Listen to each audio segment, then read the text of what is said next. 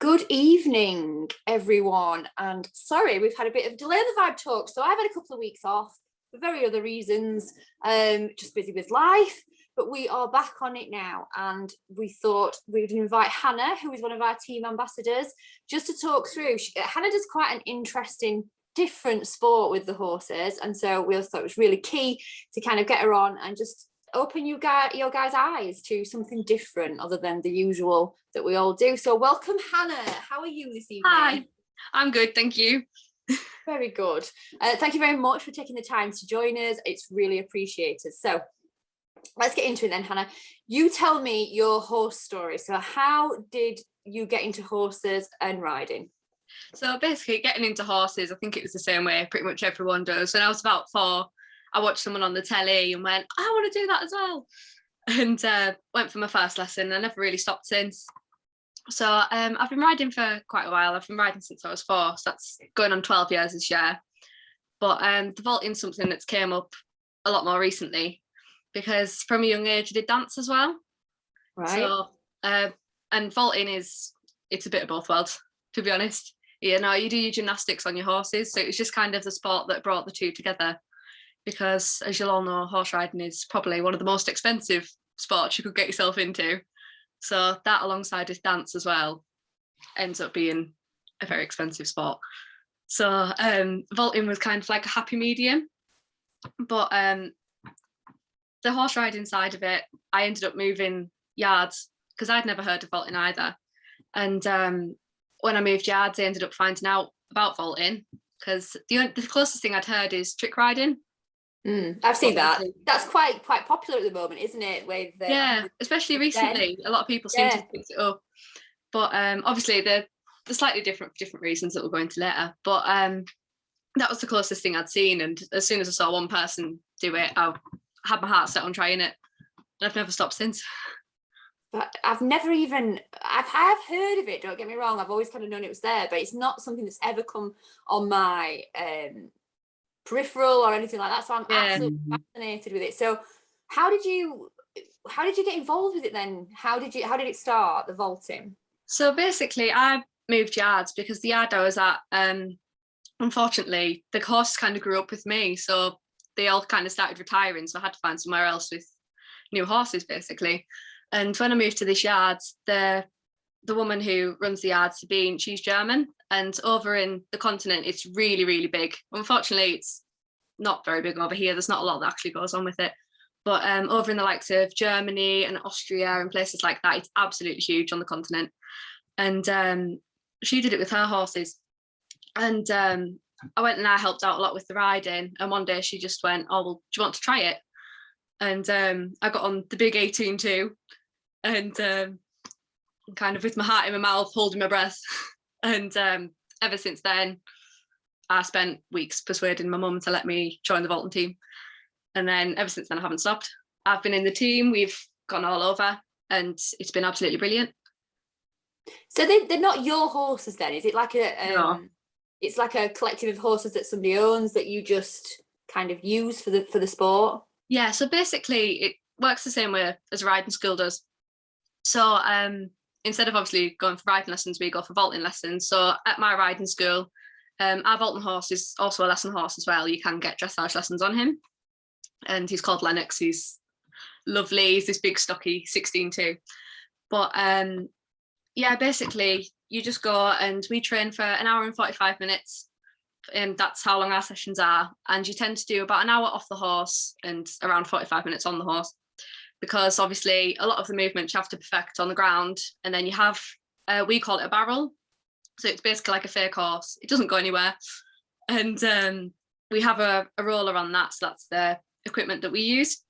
And you want to perfect it on the ground before you ever do it on the horse, because as well it's one of them things, if it's in gymnastics or if it's in dance you can just drill it and drill it and drill it, but when your equipment essentially is a live animal, you can only put them through so much, you know, especially when you're learning tricks like jumping on.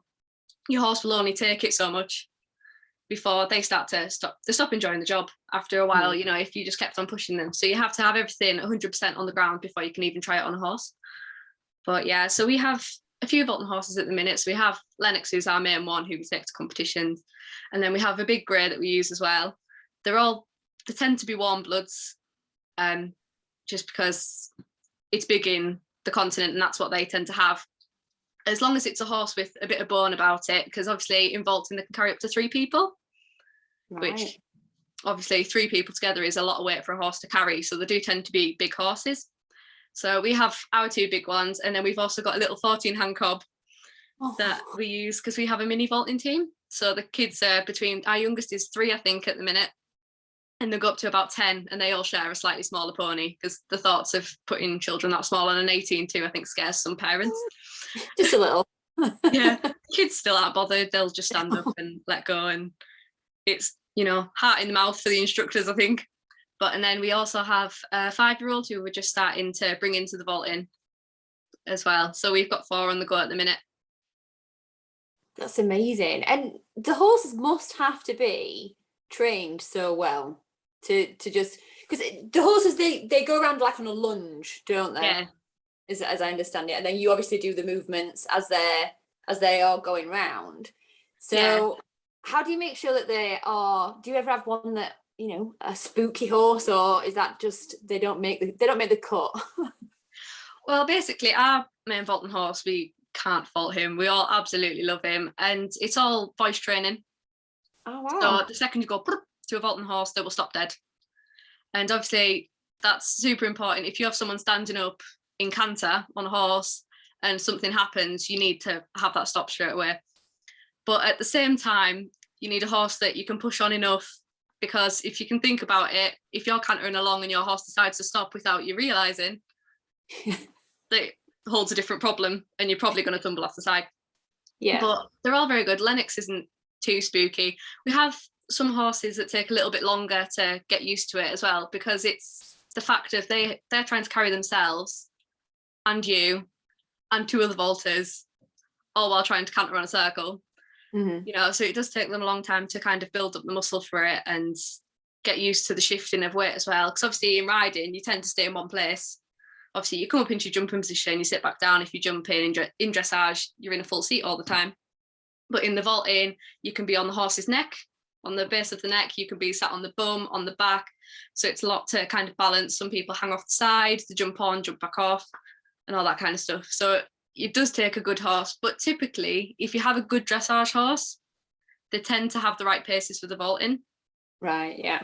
As long as they've got the bone for it, obviously. If you've got something that isn't quite light enough and won't carry the weight, then unfortunately they're no good for the job. Wow, it's honestly, it's just fascinating. So what's been your proudest moment so far then in the vaulting? The proudest moment, on the 4th of July, so not too long ago, we all went to the Scottish Championships, and I entered the pre-novice on Lennox, and we actually managed to win the class. And that was probably the best moment, especially doing it on the horse that's taught me how to vault. It was pretty spectacular. He is an absolute superstar, and he goes into the ring and he goes up against the international horses, because it's such a small community. The international people are up against, the newcomers, essentially. Everyone goes to the same competitions, and he just fits right in, and he just knows his job. And It was absolutely amazing. But I was quite surprised when I entered, because you only have a minute for your routine, which seems like a really short time, but obviously keeping your horse in a canter, it can only be so long. And I actually got the whistle blown. So if you go over your time, you get a whistle blown and you have to come off your horse. So I actually had to do that. So I thought I'd placed terribly, because I'd got points knocked off, and ended up winning the class. Oh wow, well done you. So when you talk about the levels then, just let me understand, being an absolute layman, because you say pre-novice, what different levels are they in vaulting? Yeah, so basically you have, for the very beginners, you have just what's called a walk open class. So that's just where you compete in a walk. And there's 2 separate parts to your competing. So there's your freestyle, which is essentially like a dance routine on your horse. And then you have what's called compulsory. So everyone has to sit a set of movements. So I'll use pre-novice as an example, because that's the ones that I sit. So you do, I think it's 3 movements that you have to do. and everyone does them exactly the same, and you get marked on them, and whoever does them the best wins essentially. And then with your freestyle, you get marked on lots of different things. So you get an artistic score, a difficulty score, your horse gets scored as well. So if your horse doesn't have a very good gait, or he's lacking a bit in his conformation, or he needs to put a bit of weight on, that will all go towards his mark. So your horse is worth 20% of your score. So I could do an amazing routine, but if my horse broke into trot or something like that, or he didn't quite look up to the job, I'd get that taken off my score as well. So sorry, I've just lost my train of thought there. Yeah, basically that's about it. But once you get up to pre-novice, that's when you start sitting compulsories. So that's when you have to start doing the 2 rounds. And then after pre-novice, that's when you go into your canter. So the 10 trot classes do happen, but they're very, very bouncy. And I was going to say, is that not harder? Is the trot not harder than canter? Yeah, most people tend to miss out the trot classes. And a lot of horses, I know our Vaulton horse wouldn't do a trot class. He much prefers a canter to a trot.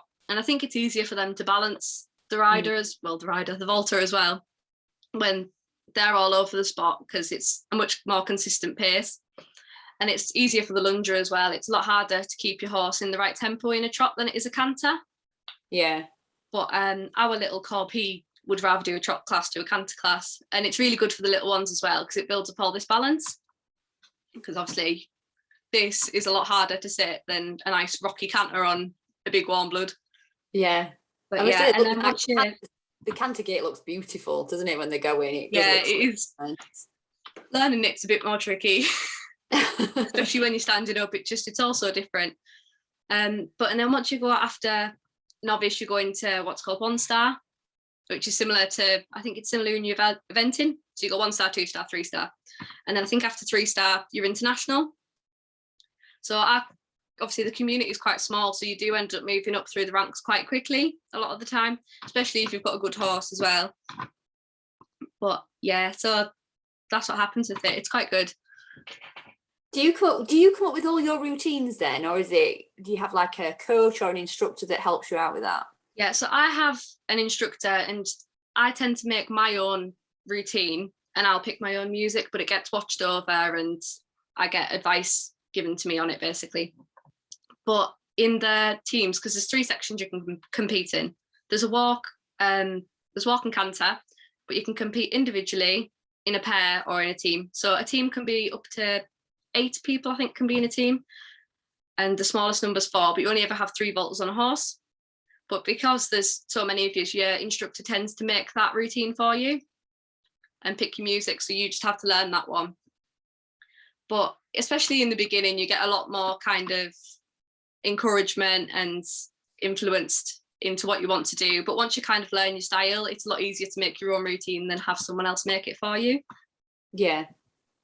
It's very similar to dressage. It sounds a lot like, like the dressage, the freestyle, way that they get marked and things like that. So, and I'm intrigued, who does the lunging? Is that your instructor, or is it somebody that is set just to go around lunging the horses for you all? So that kind of varies from, your company and your groups and everything like that. So for us, our coach is our lunger, but there's a lot of teams that won't have their coaches refuse to lunge, because it is a very difficult job to try and focus on the horse's gait and try and coach a bolter on top.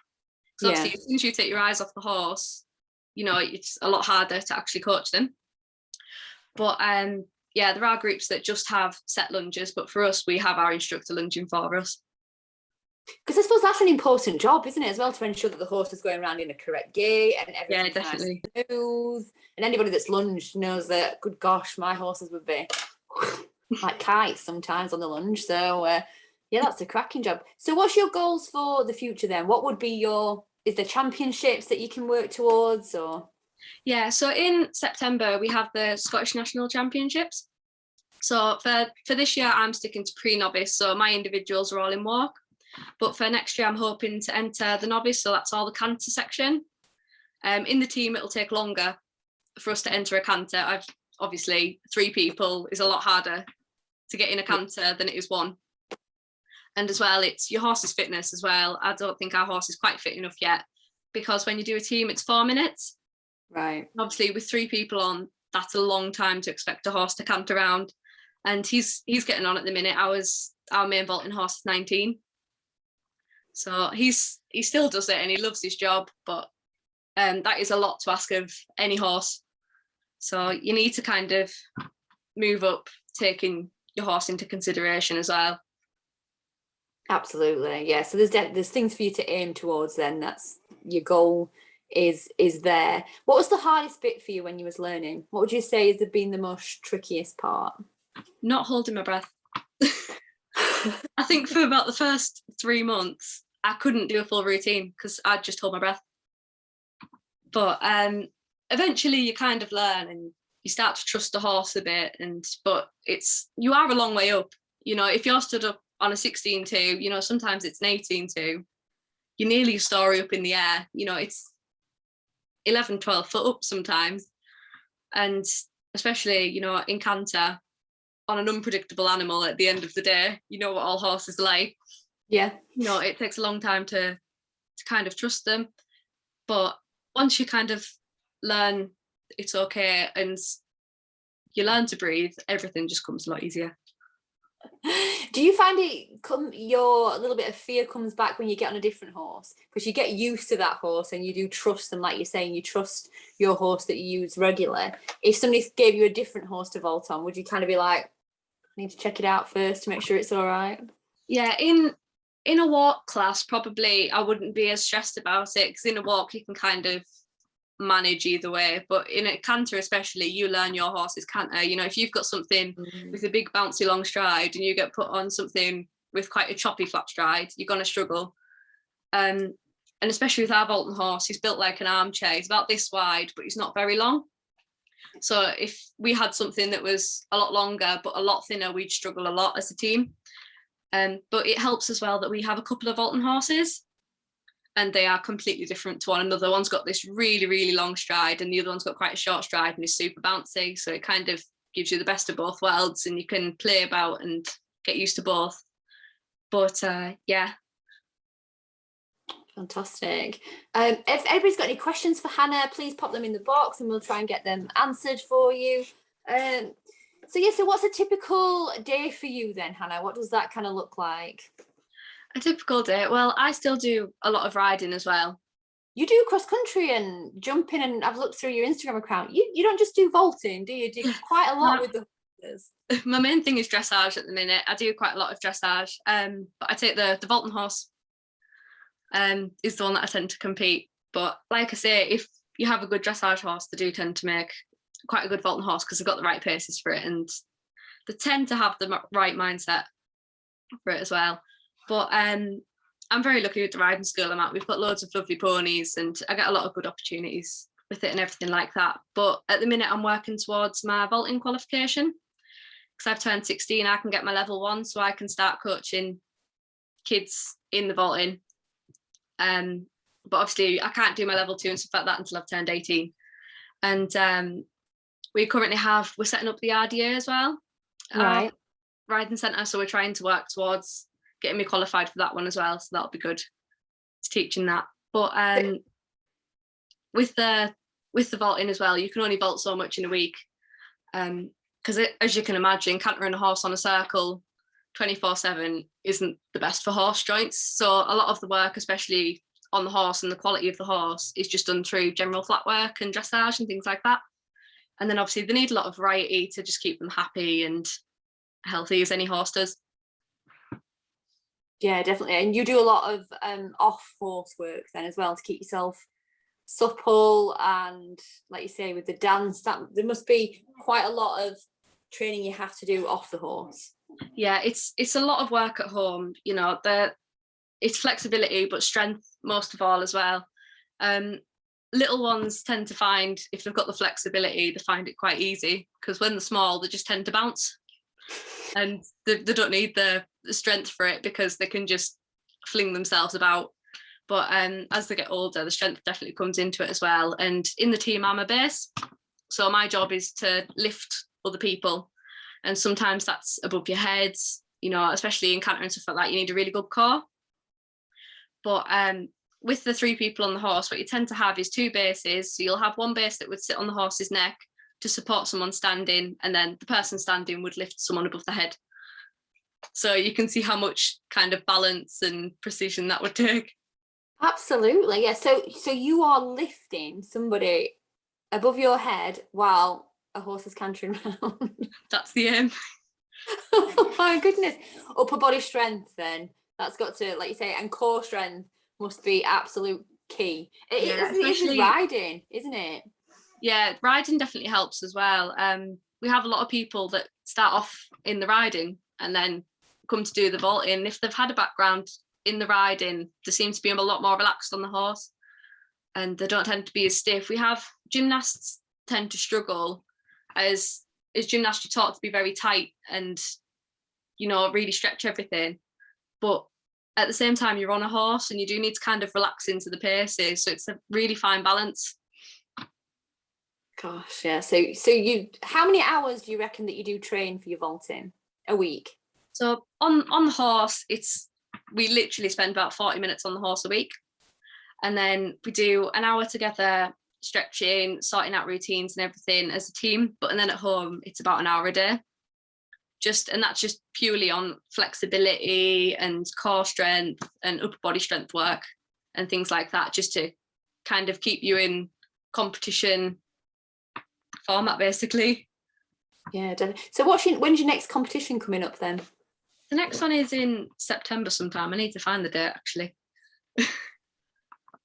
And if anybody wanted to kind of join the sport or anything like that, what would they do? Is there some kind of association that you can find out local clubs near you? Or yeah, definitely. So we have what's called the British Equestrian Vaulting. So if you look on the BEV website, it has all of the vaulting teams listed and where they train at and everything like that. Unfortunately, it's not as easy as getting a riding lesson, as across the whole of the UK, I think there's about 600 vaulters. So you can imagine kind of how scarce it is to find a club at the minute. But yeah, definitely look on there. If there's one near you, definitely try it. A lot of them do taster sessions and things like that as well for beginners, if you kind of want to get into the sport. But it's absolutely brilliant. It brings out confidence as well in kids. Because in what other sport do you have? You can have flyers as young as I had in my pairs. I had a 4-year-old flyer, you know, and you can have bases going up to the age of 35, 40. So wow. What other sport has a range like that in the team? Definitely not. Flyers are the ones that I'm assuming that you pick up above your head. Yeah, flyers are the ones that get thrown about. Yeah, it's a bit like cheerleading, isn't it? You have a base and then you have flyers that do it. Well, that's fantastic. Obviously, everybody has no questions. We've obviously gone through everything. Nobody has anything to add. So thank you so much for kind of opening my eyes and everybody else's into the world of horse vaulting. Guys, I'm definitely not going to give it. I'm way past the age of ever being flexible enough to do it. But I've found it fascinating looking through it and seeing what you kind of have been up to. So what I always ask everybody before we go is, Hannah, give me your best piece of advice that somebody's giving you or words that you live by. Well, the best thing definitely for the vaulting was learning it's only Lennox. As soon as you realise it's only the horse that you trust, you'll do just about anything on it. You know what I mean? Just totally trust your horse. You know them. You know the worst thing that they're going to possibly do. And you can get anywhere on them. Lovely. Oh, horses really are just remarkable creatures, aren't they? They're just amazing. They are just the best things in the world. Well, thank you so much, Hannah, for taking your time out. I hope everybody's really enjoyed that. And tune in we're now doing these every other week, and that's kind of just to make it a little bit easier for me, to be honest. Working, everything else. And so if anybody's got any ideas to talk to that they'd like to do, anybody that wants to appear in one, please drop me a message. But Hannah, thank you very much. And somebody's popped on there. Mia, thank you heaps. So thank you so much for your time. It's all right. Lovely to talk to you, Hannah. And thanks, guys, for tuning in.